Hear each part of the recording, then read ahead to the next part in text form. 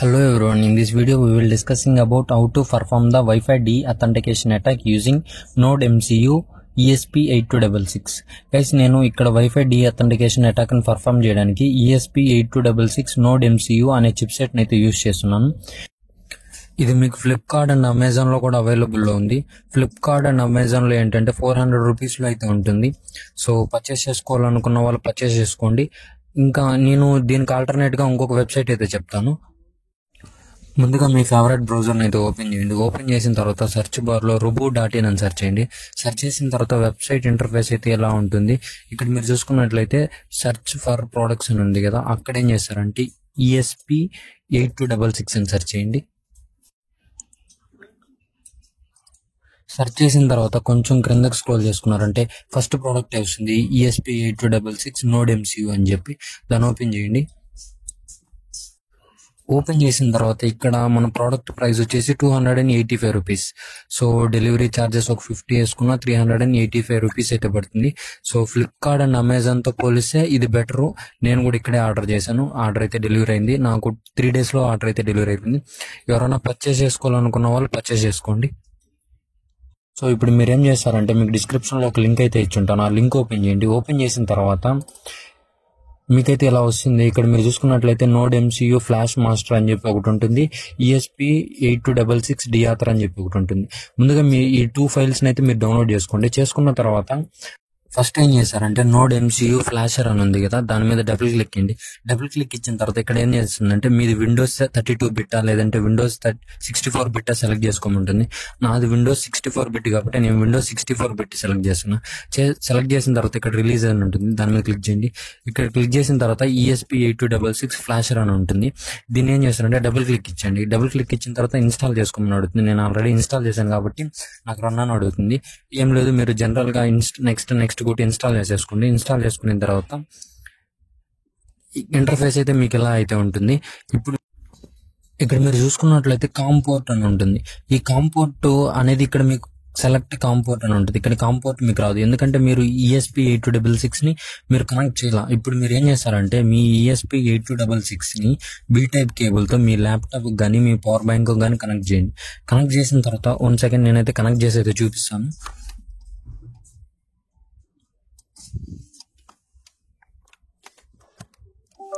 ఇక్కడ మీరు చూసుకున్నట్లయితే నా ESP8266 అయితే నా ల్యాప్టాప్కి అయితే కనెక్ట్ చేశాను. కనెక్ట్ చేసిన తర్వాత ఇప్పుడు మళ్ళీ నేను ESP8266 అయితే ఓపెన్ చేస్తున్నాను.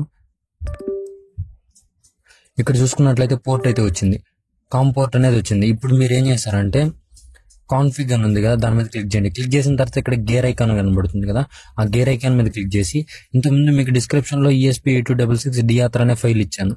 ఇప్పుడు దాని మీద క్లిక్ చేసి ఓపెన్ కొట్టండి. ఓపెన్ కొట్టినప్పుడు ఇంకా అడ్వాన్స్డ్ అబౌట్ ఇవేం చేయొద్దు, డిఫాల్ట్ వదిలేయండి. వదిలేసిన తర్వాత ఇప్పుడు ఏం చేస్తారంటే మళ్ళీ ఆపరేషన్స్లోకి రండి. ఆపరేషన్స్లో వచ్చిన తర్వాత ఇక్కడ ఏంటంటే ఫ్లాష్ అని కనబడుతుంది. ఆ ఫ్లాష్ మీద క్లిక్ చేయండి. క్లిక్ చేసినట్టే ఆటోమేటిక్గా ప్రాసెస్ అయితే అవుతుంది. సో వెయిట్ చేయండి. వన్స్ ప్రాసెస్ అంతా అయిపోయిన తర్వాత మీకు ఇక్కడ రెడీ అని అయితే వస్తుంది. రెడీ అని వచ్చిన తర్వాత ఇప్పుడు మీరు ఏం చేస్తారంటే మీ వైఫై ఓపెన్ చేయండి. ఓపెన్ చేసిన తర్వాత ఇక్కడ మీరు చూసుకున్నట్లయితే PWNED అని ఒక వైఫై కనబడుతుంది. ఇప్పుడు దాని మీద క్లిక్ చేయండి. ఇక్కడ క్లిక్ చేసిన తర్వాత కనెక్ట్ మీద క్లిక్ చేయండి. కనెక్ట్ మీద క్లిక్ చేసిన తర్వాత దీని కామన్ పాస్వర్డ్ వచ్చేసి డియాథర్. సో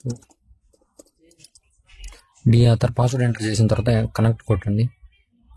ఇక్కడ మీరు చూసుకున్నట్లయితే కనెక్ట్ అయిపోతుంది. ఇప్పుడు మీరు ఏం చేస్తారంటే ఇప్పుడు దీన్ని ప్రాపర్టీస్ అయితే ఓపెన్ చేయండి. ప్రాపర్టీస్ ఓపెన్ చేసిన తర్వాత కొంచెం స్క్రోల్ చేశారంటే దీని IP అడ్రస్ అయితే కనబడుతుంది. ఆ IP అడ్రస్ని కాపీ చేసుకోండి. కాపీ చేసుకున్న తర్వాత మీ క్రోమ్ బ్రౌజర్ అయితే ఓపెన్ చేయండి. క్రోమ్ బ్రౌజర్లో IP అడ్రస్ని అయితే పేస్ట్ చేయండి. పేస్ట్ చేసినట్లయితే మీకు ఇంటర్ఫేస్ అయితే ఎలా ఉంటుంది. ఇక్కడ మీరు చూసుకున్నట్లయితే I will read and understand the notice and above అనేసి అని అడుగుతుంది. అవన్నీ స్కిప్ చేసేయండి. ఇక్కడ ఎంటర్ కొట్టండి. ఇక్కడ మీరు చూసుకున్నట్లయితే మీకు ఇంటర్ఫేస్ అయితే ఎలా ఉంటుంది. ఇక్కడ మీరు ఏంటంటే స్కాన్ మీద కొట్టగానే మీ నియర్గా ఏ అయితే వైఫైస్ ఉన్నాయో అన్నీ వస్తాయి. ఇక్కడ మీరు చూసుకున్నట్లయితే నా దగ్గర అయితే ఈ వైఫైస్ అయితే అవైలబుల్ ఉన్నాయి. ఫర్ ఎగ్జాంపుల్ మీరు ఈ వైఫై మీద అటాక్ పర్ఫామ్ చేయాలనుకుంటున్నారు అనుకో, ఇక్కడ సెలెక్ట్ మీద క్లిక్ చేయండి. సెలెక్ట్ మీద క్లిక్ చేయడం ఇది క్లిక్ అయిపోతుంది. ఇప్పుడు మీరు ఏం చేస్తారంటే పైన అటాక్స్ అని కనబడుతుందా, ఆ అటాక్స్ మీద క్లిక్ చేయండి. క్లిక్ చేసిన తర్వాత ఇక్కడ ఏంటంటే మీకు 3 కనబడతాయి. ఫస్ట్ వన్ వచ్చేసి డీ అథెంటికేషన్ పర్ఫామ్ చేయడానికి, సెకండ్ వన్ వచ్చేసి బెకాన్ అంటే నెంబర్ ఆఫ్ ఇప్పుడు అదే పేరు మీద ఉన్న వైఫైస్ ని చాలా క్రియేట్ చేస్తుంది. అప్పుడు ఏ వైఫై కనెక్ట్ అవ్వాలో అర్థం కాదు. సో బెకాన్ అయితే అందుకైతే యూజ్ అవుతుంది. సో థర్డ్ ఆప్షన్ అయితే అది ఎంత ఉపయోగపడదు. సో ఫస్ట్గా ఏం చేశారంటే మీరు డీ అథెంటికేషన్ అటాక్ అయితే పర్ఫామ్ చేయండి. ఇక్కడ స్టార్ట్ మీద కొట్టడమే స్టార్ట్ అయిపోతుంది. ఇప్పుడు మీ ESP8266 లో లైట్ అయితే వెలుగుతుంది. ఇప్పుడు ఏంటంటే ఆ డీ అథెంటికేషన్ అటాక్ పర్ఫామ్ చేయడం వల్ల ఏంటంటే ఆ వైఫైకి ఎవరు కనెక్ట్ కాలేరు. సో ఇది ఆ డీ అథెంటికేషన్ ఇలా అయితే పర్ఫామ్ అవుతుంది. సెకండ్ వన్ వచ్చేసి బెకాన్ అని చెప్పాక.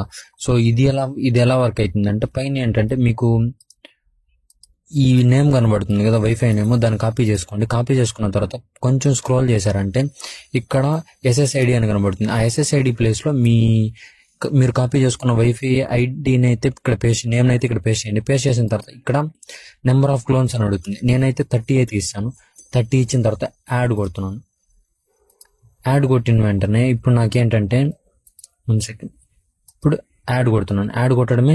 యాడ్ కొట్టిన తర్వాత ఇక్కడ నేనేం చేశానంటే స్టార్ట్ అటాక్ మీద స్టార్ట్ చేశాను. స్టార్ట్ చేసినప్పుడు ఏంటంటే ఇప్పుడు మీరు వైఫై ఒకసారి ఓపెన్ చేసుకొని చూడండి, అదే నేమ్ మీద ఎన్ని వైఫైస్ అయితే క్రియేట్ అవుతాయో. సో ఇక్కడ మీరు చూసుకున్నట్లయితే జనరేట్ అయితే ఉన్నాయి. So please wait. సో ఇక్కడ చూసుకున్నట్లయితే మీరు చాలా వైఫైస్ అయితే వచ్చేసి ఇలా వస్తూ ఉంటాయి. ఇప్పుడు విక్టిమ్కి ఏంటంటే అర్థం కాదు ఏ వైఫై కనెక్ట్ అవ్వాలని చెప్పి. సో ఇలా అయితే వర్క్ అవుతుంది. సో దీన్ని యూజ్ చేసుకొని ఈవిల్2 అటాక్ అనేది ఒకటి కూడా పర్ఫామ్ చేశారు. అది నేనైతే నెక్స్ట్ వీడియోలో అయితే మీకు చెప్తాను. సో ఇవాళ వీడియోకి అయితే ఇంతే. నచ్చినట్లయితే like and share, subscribe. Thank you.